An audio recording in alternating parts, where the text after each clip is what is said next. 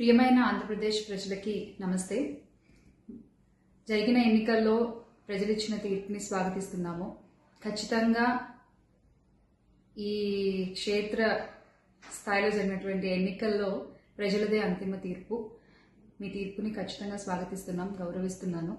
ముందుగా అఖండ విజయాన్ని మూటగట్టుకున్న కూటమికి ధన్యవాదాలు.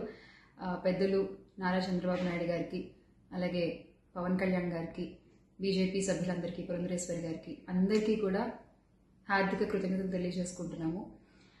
అలాగే వైసీపీ గెలుపు కోసం కష్టపడ్డ ప్రతి కార్యకర్తకి, ప్రతి ఒక్కళ్ళకి, వైసీపీ కుటుంబం మొత్తానికి కూడా పేరు పేరున ధన్యవాదాలు. ఎస్, ఓడిపోయాము, కానీ ఒకటి గుర్తుపెట్టుకోవాలి, గెలిచిన నాడు ఎప్పుడూ విర్రవీగలేదు విజయ గర్వంతో. ఓడిపోయిన నాడు ఏనాడు కూడా కుంగిపోలేదు.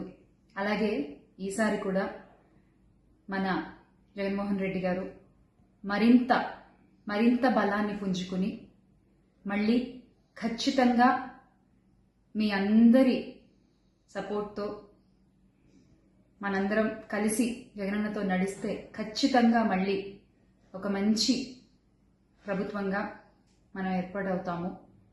దేవుడిపై నమ్మకం ఉంచి ప్రజలకి మంచి జరగాలని కోరుకుంటూ, ఎస్, ఎప్పటికీ జగనన్నతోనే అందరం కలిసి నడుద్దాము, మంచి చేద్దాం. ఏదైనా ప్రజలకి మంచి జరగడం ముఖ్యం. ఈ 5 ఏళ్లు కూడా ఆంధ్రప్రదేశ్కి ఎంత మంచి జరగాలో అంత మంచి జరగాలని మనస్ఫూర్తిగా కోరుకుంటున్నాను. జై వైసీపీ, జై జగన్.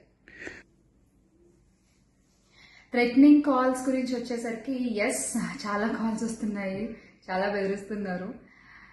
ఒక రకమైన భయంగానే ఉంది నాకు కూడా.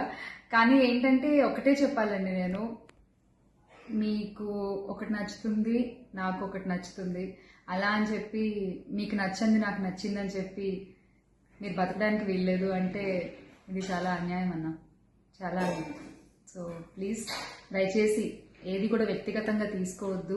నేను వ్యక్తిగతంగా ఎవరిపైనా విమర్శలు చేయలేదు, చెయ్యను కూడా. ఎప్పటికీ నాకు చాలా గౌరవం. ఎవరన్నా కూడా వ్యక్తిగత విమర్శలు ఏవి ఎప్పుడు చేయలేదు, చేయను, మళ్ళీ చెప్తున్నాను. సో దయచేసి మీరు కూడా ఏది పర్సనల్గా తీసుకోవద్దు. ఎస్, ఒక పార్టీని గెలిపించేటువంటి ప్రయత్నంలో నేను ఎంత చేయాలో అంతా చేశాను, ఉన్నదే చెప్పాను, లేనిది ఎక్కడా మాట్లాడలేదు. దయచేసి దాన్ని మీరు అర్థం చేసుకుంటారని కోరుకుంటున్నాను.